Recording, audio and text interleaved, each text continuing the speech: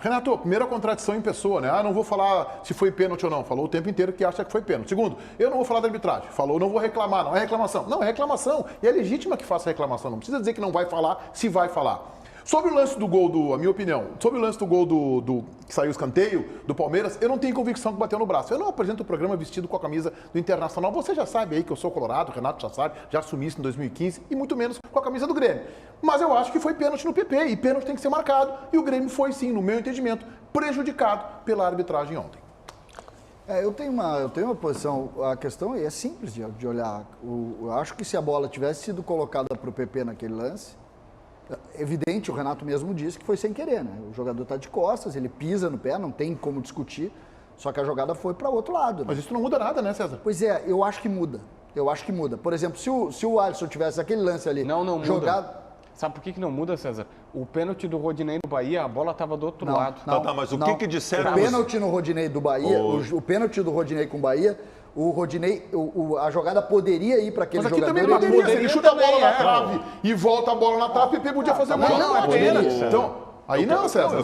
Eu só quero saber do JB, que quando acontece com o Inter, tem 30 especialistas que o auxiliam para saber se foi ou não foi. O que os pênalti? Não, pênalti, evidentemente. Eu só vi um na TV que eu tava vendo ontem e o cara disse que não foi. Hã? Eu só vi um, dizendo que não foi. O cara disse que não foi, mas... Sim, o árbitro com história no futebol brasileiro que tava... Quem? Foi Sandro Meirahit, Anadini? Quem? Não, Simon? era o Paulo César. Paulo César. Ele disse que não foi. Olha, gente, olha, todo mundo que eu falei disse que foi pênalti isso aí.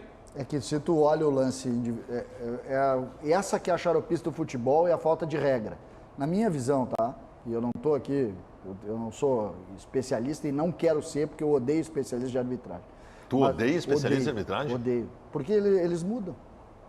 Eles mudam. Eles vêm um replay, cada replay que eles têm, eles mudam. Eles mudam. Então, por exemplo, eu acho que o jogo, evidente que é sem querer, evidente que é falta, se tu olhar individual, evidente sim, mas a jogada não está ali.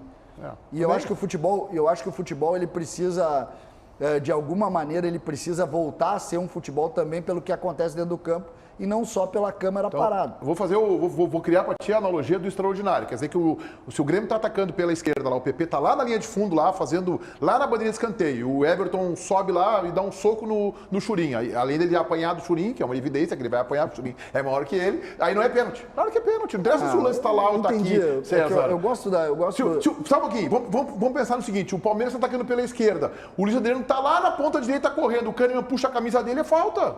Então, o PP estava... não interessa onde é que estava o PP. Ele teve um pisão no pé e caiu dentro da área. Se ele for participar do jogo, eu concordo, mas ali já não está participando. A jogada está indo mas a jogada está a 3 metros dele. A jogada está indo Por que tu acha que o Alisson não deu a bola para ele? Ele caiu no chão, vai dar a bola para quê? Não, o Alisson já tinha armado para ir para lá. Não, tá bem, mas daí o juiz tem que interpretar isso. Eu estou recebendo de um árbitro aqui formado pela Federação Gaúcha que não é pênalti.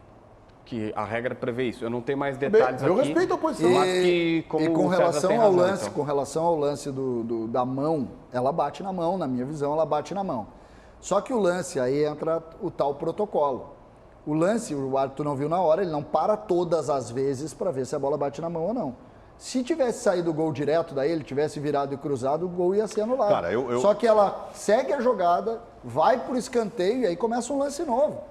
E aí a gente tem que entender. É a origem do lance, eu entendo o Renato. É a origem do lance. Para mim, teve um lance definitivo no jogo, o principal lance que a arbitragem poderia ter errado e não errou, e era difícil errar, que foi a expulsão do jogador do Palmeiras. Esse lance poderia decidir o jogo se fosse decidido algo diferente do que foi decidido. Até porque não poderia errar, né? Não poderia. Até porque a tendência ali no jogo é que o Palmeiras encaminhasse o título ontem, né? Vamos combinar isso. O jogo estava caminhando. Se o jogador do Palmeiras não é expulso, provavelmente o Palmeiras tinha definido ontem o título. O jogo caminhava para isso. Eu tenho um pouco de medo. Só para não deixar que tu tem razão, tá? Eu vou aqui... Só para não deixar que ele tenha razão, é isso? Essa é a tua intenção? Só para não deixar... pelo menos. Só para não deixar passar, vírgula, porque tu tens razão, César Cidade. Eu acabo de receber aqui de um árbitro de futebol, dizendo o seguinte: aquele lance só seria pênalti se o PP ou estivesse com a posse de bola ou fosse impedido de jogar. como claramente o PP não estava participando ativamente da jogada e ela não estava perto, e aí cabe a interpretação que tu disse, Meneghetti, podia chutar, voltar para ele e tal, não é pênalti. Esse tipo de lance, acidentalmente,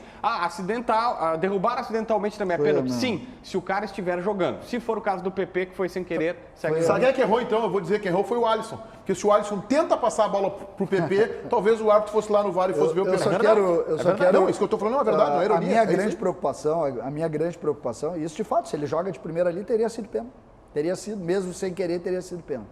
Mas a minha interpretação, e aí a gente vai ouvindo as pessoas, conversando com as pessoas, e eu acho que existe um risco que o Grêmio corre hoje.